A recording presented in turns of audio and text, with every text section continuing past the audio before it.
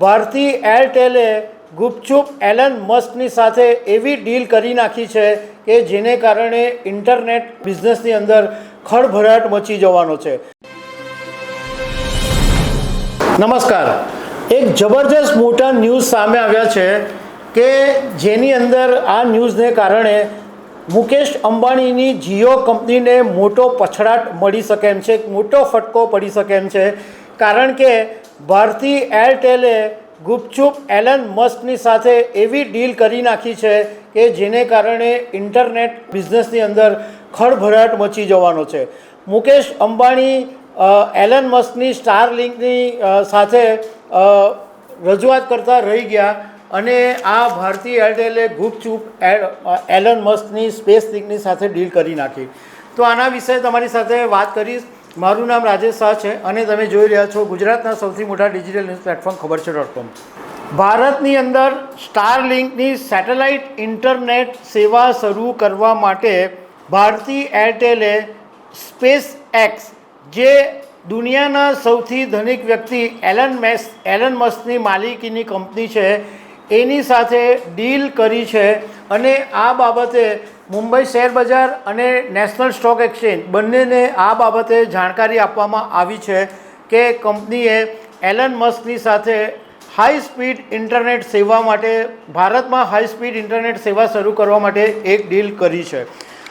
આ ડીલ જીઓ માટે બહુ મોટો પછડાટ કહી શકાય, કારણ કે સ્ટારલિંક ઘણા સમયથી ભારતમાં આવવાની કોશિશ કરે છે. એલન મસ્કે ઘણા સમયથી ભારતની અંદર આ સ્ટારલિંકની સેવા શરૂ કરવા માટે પ્રયાસો કર્યા છે, પરંતુ મુકેશ અંબાણીના જીઓ આ બાબતે સતત વિરોધ કરવાને કારણે આ જે આખી પ્રક્રિયા હતી એમાં વિલંબ થઈ રહ્યો હતો.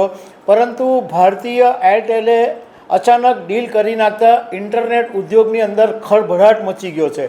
કારણ કે આ દુનિયાની એક સૌથી મોટી ડીલ છે કે જેને કારણે ભારતમાં હવે ઇન્ટરનેટ સેવાઓ એકદમ ઝડપી બની જશે.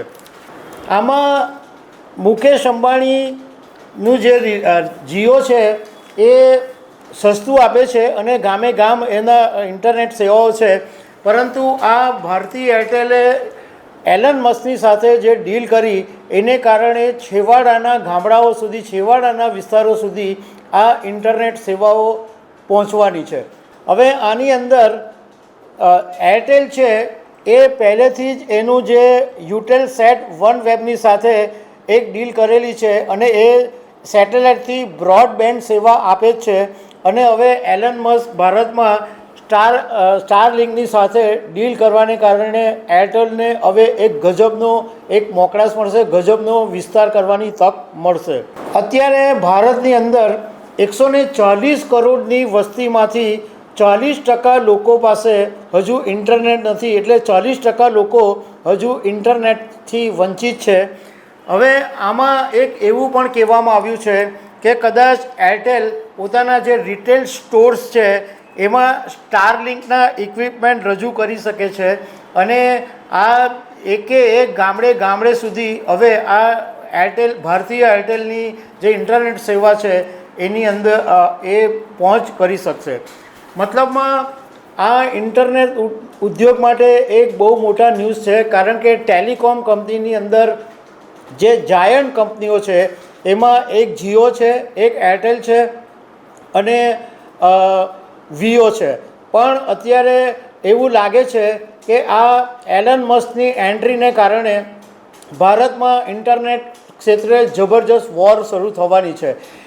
આ સ્ટારલિંકની સેવાઓ છે એ સરખામણીએ મોંઘી છે, પરંતુ હવે ભારતીય એરટેલ જે ભાવે વેચશે એની સરખામણીમાં કદાચ હવે જીઓ પણ ભાવ તોડીને ઇન્ટરનેટ સેવાઓ આપશે તો એમાં આખરે ફાયદો લોકોને થવાનો છે.